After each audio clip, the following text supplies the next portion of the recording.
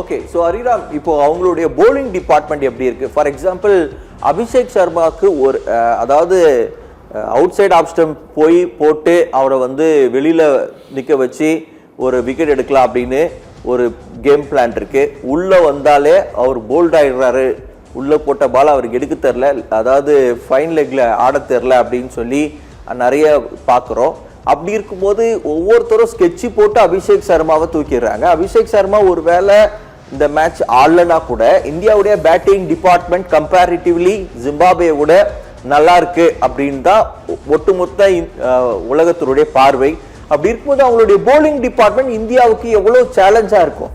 கண்டிப்பா அந்த ஜிம்பாப்வேவோட bowling department பார்த்தீங்கன்னா நீங்கள் அதில் இருக்கக்கூடிய முசரபானி, ரிச்சர்ட் ரங்குவா இவங்களை தவிர்த்து நீங்கள் பார்த்தீங்கன்னா அவங்க யூஸ் பண்ணுற பவுலர்ஸ் எல்லாமே பார்த்தீங்கன்னா எக்ஸ்பீரியன்ஸ் இல்லாதவங்க, அவங்களாம் ப்ரொஃபஷனல் பவுலர்ஸ் கிடையாது. இப்போ நீங்கள் பார்த்தீங்கன்னா சிக்கந்தர் ராஜா, ரியான் பர்ல் இவங்களாம் கிட்டத்தட்ட பேட்டிங்கில் ஆடுற முதல்ல நீங்கள் ஓப்பனிங்கில் நம்ம ஒரு 3 பேர் இருக்கிறாங்களா, பென்னட், அவங்களாம் பார்த்தீங்கன்னா பார்ட் டைம் ஸ்பின் பவுலர்ஸாகவும் இருக்கிறாங்க. அதுதான் இங்கே வந்து ரொம்ப இது ஒரு ஃபேமஸ் டைலாக் கூட இருக்கும், அனுபவம் இல்லாதவனோட பார்வையும் சிந்தனையும் அவனுக்கும் ஆபத்து, அவனுக்கு ஆப்போசிட்டில் நிற்கிறவனுக்கும் ஆபத்து. ஸோ அவங்க என்ன பண்ணுவாங்கன்னு யாருக்குமே தெரியாது. அதுவும் சென்னை மாதிரிங்கிற பிச்சில் நீங்கள் வந்து ஒரு ப்ரொஃபஷனல் பவுலர் தாண்டி அவங்களுக்கு வந்து பவுலிங்கில் பெரிதளவில் வந்து எக்ஸ்பீரியன்ஸே கிடையாது. அப்படிங்கும்போது அவங்க பவுலிங் போடும்போது அவங்க அந்த பால் வந்து எப்படி டேன் ஆகும் என்ன ஆகும்னு சொல்லி பேட்ஸ்மேனுக்கும் தெரியாது, பவுலிங் போகிறவங்களுக்கும் தெரியாது. ஏன்னா நம்ம லாஸ்ட் டைம் நம்ம பிரேமதாசா மைதானத்தில் பாகிஸ்தானுக்கு எதிராக பார்க்கும்போது உஸ்மான் தாரிக்லாம் பார்த்தீங்கன்னா பெரிய பவுலர் கிடையாது, ஆனால் அவரோட பால் பார்த்து நார்மலாக தான் இருந்தது. ஆனாலும் இந்தியன் பேட்டர்ஸ் தண்ணர் தான் நம்ம பார்த்தோம். அதே மாதிரி தான் சேப்பாக்குள்ளேயும் நடக்குமோ எனக்கு தோணுது. ஏன்னா இது நீங்கள் ஜிம்பாப்வே பவுலர்ஸ் பார்த்தீங்கன்னா நீங்கள் இந்த ஃபாஸ்ட் பவுலிங் டிபார்ட்மெண்ட் தவிர்த்து மற்ற இருக்கக்கூடியவங்களாம் பார்ட் டைம் பவுலர்ஸ், அவங்களாம் வந்து ப்ரொஃபஷனல் பவுலர்ஸ் இல்லை. ஸோ அவங்க வந்து அவங்களுக்கு என்ன பண்ணணும், அவங்களோட பவுலிங் எப்படி ஆடணும் அப்படிங்கிறது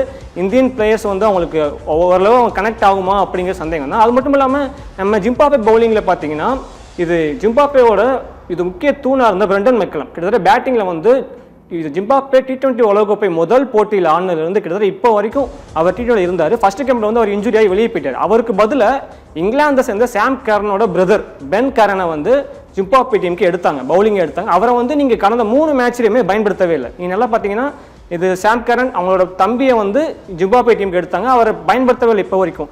மேபி வந்து சூப்பர் 8 போன முக்கியமான போட்டிகளுக்கு வந்து அவரை பயன்படுத்தலாமா அப்படின்னு அவங்க நினச்சிப்பாங்க என்னன்னு தெரியல. ஸோ பென் கேரன் வந்து இந்த சூப்பர் 8 சீரீஸில் வந்து இந்தியாவுக்கு எதிராகவோ அல்லது அதுக்கடுத்த போட்டிகளே நீங்கள் நம்ம அதிகமாக எதிர்பார்க்கலாம். ஸோ இந்த ஜிம்பாப்வே டீம் வந்து அங்கே இருக்கக்கூடிய ப்ளஸ்ஸுமே பார்த்தீங்கன்னா அவங்களுக்கு நமக்கு மைனஸாக தான் தெரியுது.